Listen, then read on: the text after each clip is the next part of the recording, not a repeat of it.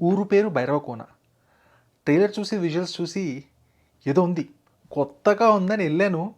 చాలా వింతగా ఉంది. ఈ సినిమా చూసాక నన్ను నేను క్వెషన్ చేసుకున్నా.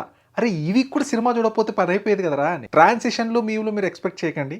మా ఎడిటర్ కొంచెం ఇంపార్టెంట్ ఎమర్జెన్సీ వల్ల ఎళ్ళిపోయాడు. సో, అతను వచ్చే వరకు కొంచెం మీరు అలవాటు చేసుకోవాలి. ముందైతే లైక్‌లు, షేర్‌లు, సబ్స్క్రైబ్‌లు అయన్నీ చేస్తున్నారా? అయి చేయండి ఫస్ట్. 160లో ఉన్నాం మనం. ఆల్మోస్ట్ 200K, 250K, 300K చేసేద్దాం. ఈ ఇయర్ చేసేద్దాం. మీరు సబ్స్క్రైబ్ చేసుకోండి మర్చిపోకండి. అలానే మొదలు పెడదామండి ఇంకా. స్టార్ట్ చేయరా మెయిన్ టాపిక్ వచ్చాయంటే సినిమా ఎలా ఉంది అంటే అసలు ఫస్ట్ ఇట్లా సినిమా టైటిల్స్ పడుతున్నప్పుడు అనిల్ సుంకర అని పడ్డది. Oh my god! మీకు ఎలగట్లేదా? ఏజెంట్, బోలా, భైరవా 100 రాట్లు పెట్టేదాకా వదిలేటట్లేరు పాపం, ఆయనకి అలా కలిసి వచ్చింది. ఓకే, ఆ పేరు చూసినప్పుడు ప్లస్ సందీప్ కిషన్ గారిది నాకు తెలిసి మైకేల్ తర్వాత ఇంకేమైనా వచ్చిందా? ఇదే అనుకుంటా. సో ఓకే, కొత్తగా ఉంది అని వెళ్ళాను. కష్టమే. అసలు ఏంటి సినిమా స్టోరీ ఏంటి అంటే సింపుల్గా చెప్పాలంటే మీరు బాలు ఏబిసిడిఎఫ్జి సినిమా చూసారా పవన్ కళ్యాణ్ గారిది? సేమ్ యాస్టీజ్ ఉంటుందండి ఈ సినిమా. కాకపోతే అదే దోశ మీద ఇంకొంచెం మసాలా పూసి ఇంకా అది ఇది వేరియబుల్స్ వేసి ఎక్స్ట్రా లైటింగ్ పెట్టి తీస్తే ఊరి పేరు బయటకు. మీరు సినిమా చూడండి, నేను చెప్పింది మీకు కరెక్ట్గా వెలిగిద్ది అనమాట. ఏంటి ఇష్టం వచ్చినట్టు బాగుతాడు అనుకోకండి. చాలా సిమిలారిటీస్ ఉంటాయి ఆ సినిమాకి ఈ సినిమాకి. అసలు ఈ సినిమాలో కూడా హీరోయిన్స్ ఉంటారండి. ఈ మధ్య ఒకటి నోటీస్ చేశాను. డైలాగ్ డెలివరీ కానీ యాక్టింగ్ కానీ చూస్తుంటే ఆ ముల్తాని మట్టి పూసిన ఫేసులు మాట్లాడితే చూడు అట్లుంది అసలు ఫేస్లో ఎక్స్ప్రెషన్, ఆ కళ్ళు మాట్లాడుతుంటే అది తెలియాలి. అది తెలియట్లా.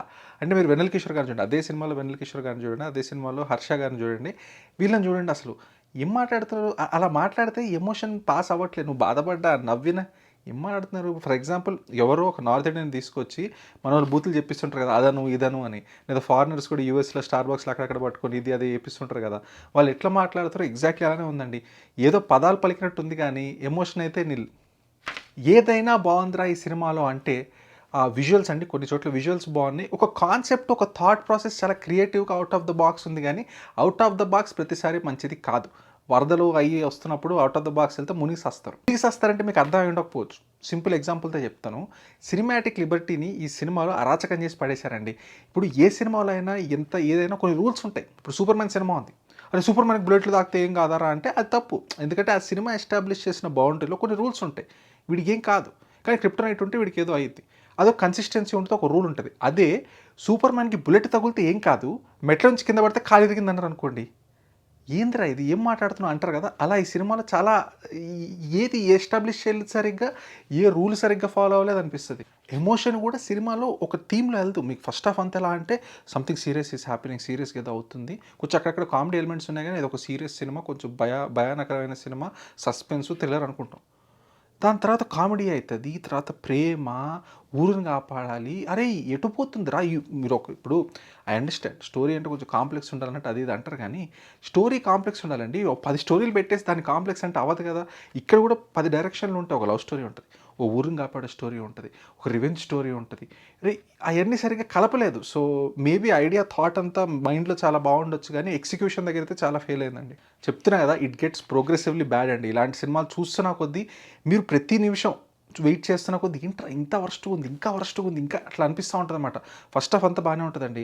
ఇంటర్వ్యూలో ట్విస్ట్ పడుద్ది, చుమ్మా మైండ్ బ్లాక్ అయింది అనుకుంటాం. దాని తర్వాత కామెడీ ఉంటుంది, కొంతసేపు లవ్ ఉంటుంది, కొంతసేపు ఎట్లా అంటే లా ఆఫ్ కన్వీనియన్స్ని వాడుకు దొబ్బుతారు. అసలు 10 రోజుల్లో చేసే పని ఒక రోజులో చేస్తారు. సినిమా యాక్చువల్గా జరిగింది ఓన్లీ 2 నైట్స్లో. ఆ 2 నైట్స్లో ఎవరు పడుకోరు, బట్ ఓకే చిన్న ఇవే. బట్ మై పాయింట్ బీయింగ్, అసలు 10 కాదండి, 15 రోజులు సరిపడ పనిని వీళ్ళు ఒక రోజులో చేసేస్తారు. మీకు సినిమా చూస్తే క్లారిటీ వస్తుంది. అండ్ అలా వెళ్తున్న కొద్దీ లాస్ట్లో కట్టప్ప మాదిరి ఒక ట్విస్ట్ ఉంటుంది.